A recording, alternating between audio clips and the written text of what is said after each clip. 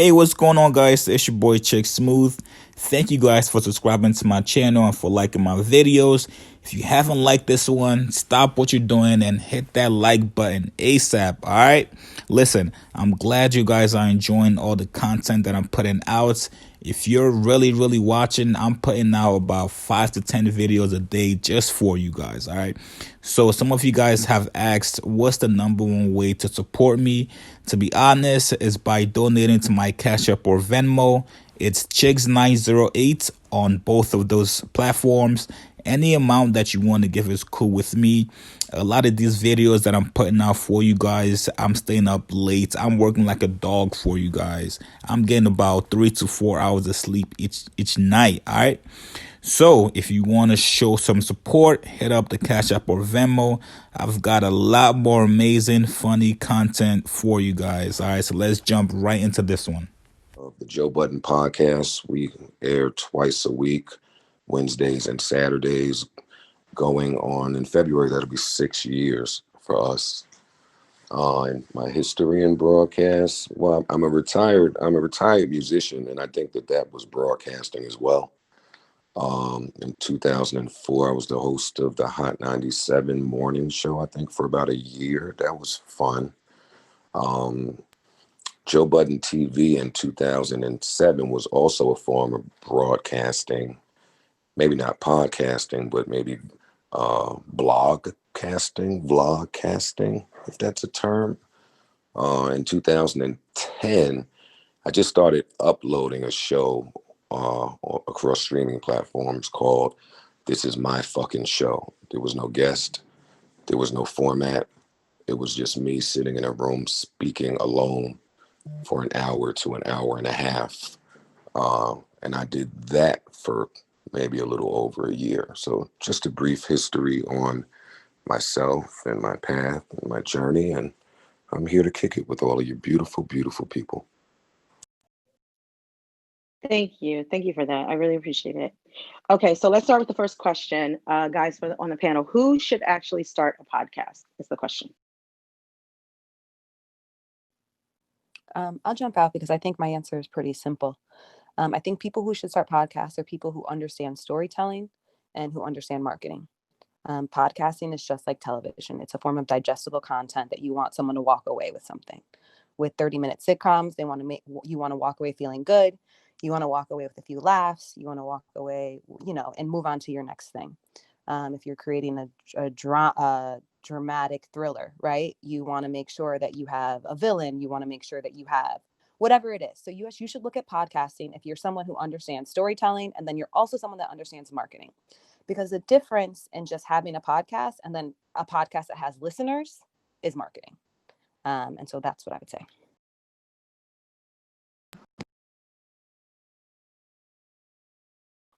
Does anyone else want to weigh in on that? I'll weigh in. I was just answering the door, so I thought someone else may jump in. You can't talk to me, Ian. I'm answering a very important question for future podcasters. Yeah, don't worry about it. I'll be up in a minute. My answer probably is even simpler than Ash's, if you guys can hear me. People who have something to say. Damn it, that's vague and broad, right? But I feel like everything else can be learned. You can learn marketing. You can learn the art of storytelling. You could learn structure. You could even maybe learn to be funny. Hey, could y'all shut the fuck up? You could even learn to be funny. Like for me, like I said, when I was sitting in my room just talking to myself, I didn't understand the concept of very much. When I went to Hot 97 to do the morning show, they were hiring an active MC. So I didn't understand very much about the radio world, and all that was an acquired thing. So people who have something to say, people who have strong opinions. Once you start, you'll find different ways to cut through. Everybody doesn't cut through and disrupt the same way. Some people don't look to disrupt at all. So, I mean, there's a bunch of different ways and different just things to learn and different tools and ways to go about things. But people who have something to say is the long and short of it for me. That's so interesting because I really feel like that's dangerous. I think that Joe is right. If you have something to say and your point is poignant enough and you connect to people, you will rise to the top, right? People will find a loving and a taking to you. But I say it's dangerous because without the rest of it, people won't hear your voice. You'll lose. And that's the point. Right. If you don't get it right, you won't rise. You won't see very much success. You'll feel stagnated forever. And that's just going to make you continue to push the boundaries on your creation. Like, one of my favorite things to do is roll out a creation and then build on it every fucking hour that it exists. So yeah, I'm not saying that. What I'm saying is foolproof, because you got to be committed. You got to really, and we'll get into how committed you have to be later in this discussion. But yeah, if you're not good at it, Ash, no matter if you listen to you or me, you're gonna fail. Joe, you mentioned something about disruption. How important is it to be disruptive with a podcast, or is it important at all? I mean, for me, I find in the digital space, it's priceless being disruptive. I probably have built my brand on disruption. There are probably 1,000 podcasts born a day, if I have that number right. Actually, that's my number from a few months ago, so I'm sure it's increased.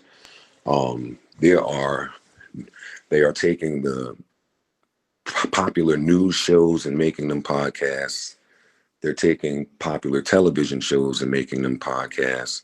They're even including podcasts and album rollouts. What I'm saying is they're almost attempting to change the very definition of the word podcast in front of our eyes, like we've seen them do with so many other forms of media. So yeah, you'll have to compete with all of that. And for me, well, I'm naturally a fan of contrast, Danae. Like, that's built in my DNA. So I'm not like, it doesn't take much energy for me to go a different direction. Like, I'm wired differently in the head. So it just turns into disruption on the internet. But that's where you have all these people attempting to go viral. Like, they're trying to disrupt things. That's why you have people that are faking sketches on the internet. They're trying to disrupt. That's why you have people flashing money and guns, and everybody is trying to be disruptive in their own way, outside of the people that are just going with the flow of things. And for me, going with the flow has never gotten me anywhere. Right. So it's authentic to you. Yes. Like, you are an authentic disruptor versus someone coming in trying to disrupt, but it's inauthentic and it comes across. Yeah, because that's yeah, I'm sorry. No, that was it. That was my question. Yeah, like I believe in the audience being savvier than ever. So I believe that they're able to feel things. Like, when you're fake, when it's not organic, when you just perpetrating a fraud, when you're attempting to get something off, when you beating them down with your promo every fucking hour, like, it's exhausting. So I look at it from the perspective of the consumer at times. And yeah, you don't want to do all that. They have felt me for 20 years. Like, when people ask me how to get this thing going, like, I can't sit there and preach to them about the trust that I've built with my audience for over 20 years. They've seen me reactionary in almost every scenario you could think of in the entertainment field. They've seen me in reality TV. They've seen me through the birth of the internet. They've seen me, they've just seen me in music. They've seen me hurt and injured, vulnerable, depressed, suicidal. Like, you can't fake the things that I've experienced with my audience. So yeah, they feel me. Yeah, I love that. And same with you, Ash, as well, right? Coming up with your platform of Dear Young Queens, was that something that came to you authentically for experiences in your life? Yeah, totally. It's interesting because when you said disruptive and then Joe, made a lot of sense to me, because for me, I don't look for my podcast to be disruptive. I look for my podcast to be a reflection of what our friendship looked like on a daily basis. And there were people that are going to be like, well, y'all need to talk about more current events, and y'all need to make sure that y'all disagree on more, and y'all need to. And they told me a bunch of things that I needed to do, as opposed to me following what I felt like was authentic to who I was. And what I knew is that whenever me and my best friend got in a room and we started together, the entire room was captivated and the entire room wanted to participate. So instead of going and figuring out what I thought was going to be a clickbaity title or trying to hit a topic that was so good that we just had to talk about it, I instead leaned into who I was. I instead leaned into the memes that I saw resonated with women. I instead leaned into me being a single 30-year-old and fucking sharing what I'm going through and let people authentically connect to me. And then I happen to have a co-host that is the exact opposite of me, who's married, who has children, who has a professional career, and I let them find their connection point in her. I'm not going to resonate with everyone, and she's not going to resonate with everyone. But we felt like we continue to be our authentic selves and just present what the fuck we care about. The women who were like us would also care about it. Now, I would argue that some people, Joe might say, Ashley, you're a little bit of a disruptor, right? Like I'm happy to have a different point than everyone in the room and stand on that point. I am happy to be wrong and live and die on that hill. I am happy to, do all those things that could be disruptive behavior. But instead of going about it that way, I more so went about it as the people who fuck with me will fuck with me. And those who are looking for controversy and clickbaity and current events, they will go to the other podcasts that do that. Ashley and I always say, if you're looking to learn something, you're in the wrong fucking place. If you're looking to catch up on current events, you're in the wrong fucking place. If you're looking for us to shit on other women or talk shit about what's going on, you're in the wrong place. And so, yeah, I think it's important to disrupt, but as long as it's authentic to who you are. I have a question. I love it. I would like to get to the questions. Vanessa, if you would like to go first. How you doing? Thank you for the moderators for having me once again. But I tuned in. I was pinged into this room, and I was interested in what was going on because I wanted to start a podcast. And mine would be a little different. I'm a chef and a producer, so what I wanted to do is kind of like record myself while I make food and have like guests and connect like that and build my network through food and music.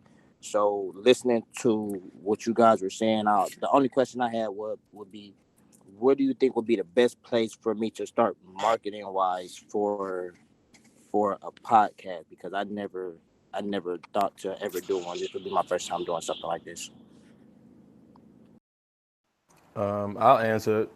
Whatever your biggest platform is, wherever you connect most with your audience, start there and then start to connect. Like for me, what you're doing is similar to what I do. Like I like to cook. So I literally created a food show called The Process of Cooking, where I'm just cooking in my crib. It's literally just me using my phone. Obviously, you'll have to enhance that, but it just starts there.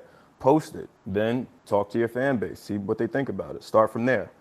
It's really all just about starting. Don't overthink it. And this is coming from an overthinker.